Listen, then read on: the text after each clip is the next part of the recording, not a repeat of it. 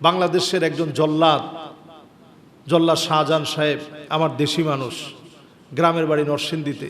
বড় আফসোস লাগে এই জায়গায়, লোকটা জেলখানা থেকে বের হওয়ার পরে লম্বা সময় জেল খাটলো। আফসোস আমাদের, আমরা মনে হয় দাওয়াত দিতে পারি নাই। বিশেষ করে আমি নিজেও দাওয়াত দেওয়া উচিত ছিল আমার জন্য, আমার দেশি মানুষ, কিন্তু এটা অনুভব করি নাই এত তাড়াতাড়ি তিনি চলে যাবেন। সোশ্যাল মিডিয়াতে বের হওয়ার পরে নানা কর্মে সে সরব ছিল, আমরা তার দাওয়াত পৌঁছে দিতে পারি নাই তার কাছে। এই লোকটা যদি বের হওয়ার পরে দিনের কাজ করত, তাবলীগের মেহনতে বের হতো, এই লোকটা যদি তার শেষ সময়টা অন্তত দিনের জন্য একটু সময় দিয়ে যেত, তার চেহারার ভিতরে, আখলাকের ভিতরে একটা পরিবর্তন আসতো। আজকে মরে যাওয়ার পরে মানুষ তাকে স্মরণীয়ভাবে স্মরণ করত, ঠিক কিনা বলে? মানুষের কাছে স্মরণীয় হওয়ার জন্যে দুনিয়ার জীবনটাকে একটু একটু করে চিন্তা করেন, কি রেখে যাচ্ছেন আপনি জীবনে। এই দুনিয়ার জীবনে আপনি অনেক কিছু রেখে গেলেন, আখলাক আপনি রেখে যেতে পারেন নাই। পরিশেষে মানুষ আপনার কবরের সামনে দিয়ে যাবে আর আফসোস করবে, আহারে লোকটা কত খারাপ ছিল, কত বদমাইশ ছিল, নির্লজ্জ বেহায়া ছিল। আপনার জন্য মানুষ দোয়া করবে না।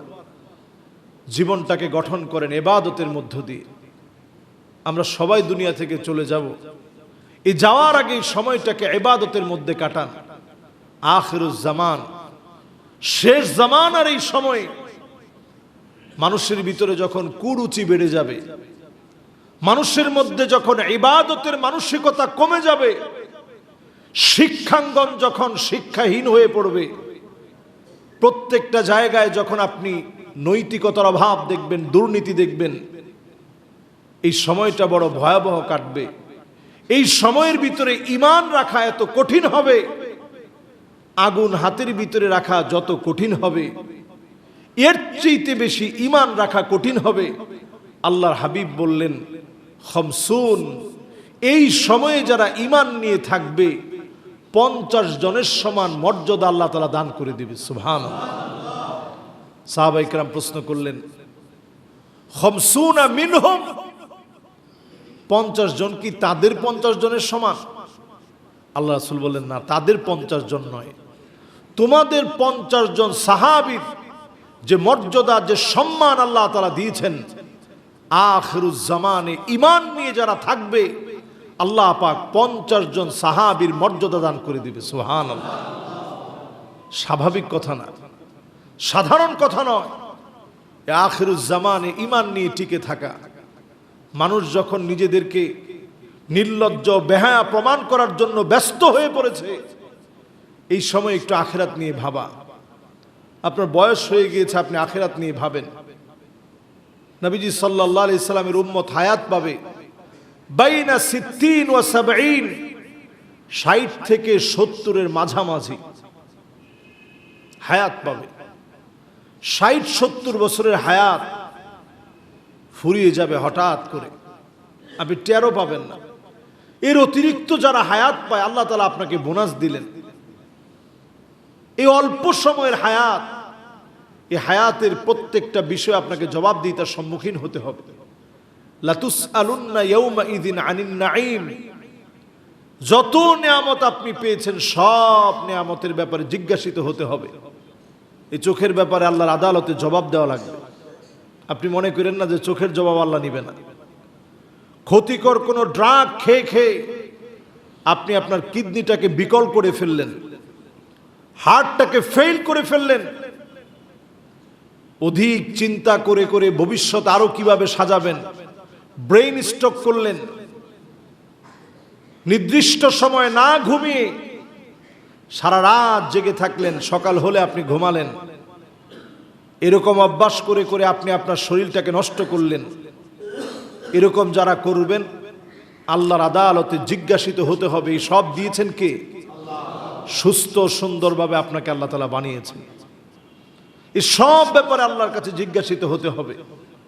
আল্লাহর আদালতে সেদিন সম্মানিত হবে আল্লাহর এমন কিছু গোলাম, দুনিয়ার জীবনে যারা নিজেদেরকে ব্যতিক্রম বানিয়েছে, التائبون العابدون الحامدون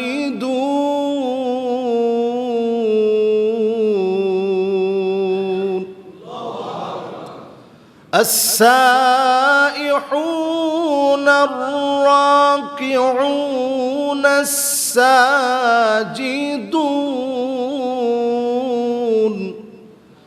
الآمرون بالمعروف والناهون عن المنكر والحافظون لحدود الله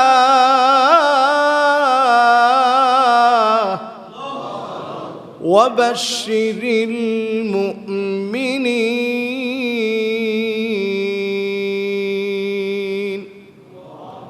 শুভ সংবাদ পাবে আল্লাহর পক্ষ থেকে কারা?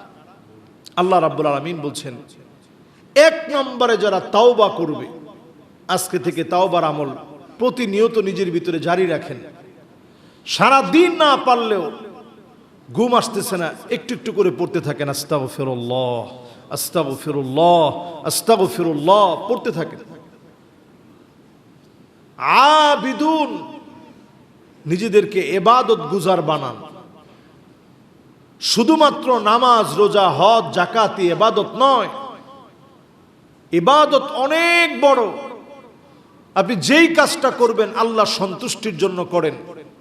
রাস্তা থেকে একটা কষ্টদায়ক বস্তু সরিয়ে দেন, ইমাতাতুল আযা আনিত তরিক, এটা শুধু ইবাদত না, বড় মাপের ইবাদত আপনি করলেন। সুবহানাল্লাহ বিহামদিহি। এরকম আপনি ইবাদতগুলা করেন। এরপর আপনার আমার কাজ হচ্ছে আল্লাহর জন্য প্রশংসাকারী হন। ফিস সাররাই ওয়াদ দাররা, সুখে আর দুঃখে, কষ্টে আর আনন্দে আল্লাহ রাব্বুল আলামিনের জন্য প্রশংসাকারী হন। সুখে দুঃখে যদি প্রশংসা করতে শিখেন, আল্লাহর জান্নাতের অন্য কোনো কাতারে নয়, 120 কাতারের ভিতরে জান্নাতের প্রথম কাতারের মেহমান আল্লাহ আপনাকে বানায় দিবে। সুবহানাল্লাহ। এরপর আপনার আমার আমল হচ্ছে আস-সাইহুন, রোজা রাখবেন। আল্লাহর জন্য রোজা রাখা শিখেন। এই যে এখন যে সময়টাতে আমরা আছি, সোমবার বৃহস্পতিবারে রোজা রাখার চেষ্টা করেন। আরবি মাসসমূহের মধ্য থেকে প্রত্যেক মাসে 13, 14, 15তে রোজা রাখার চেষ্টা করেন। এরপর আপনার আমার আমল হচ্ছে আর রাকিউন সাজিদুন, রুকুকারী হন, সেজদা অবনত হন। Noor TV 24, Wind of Peace.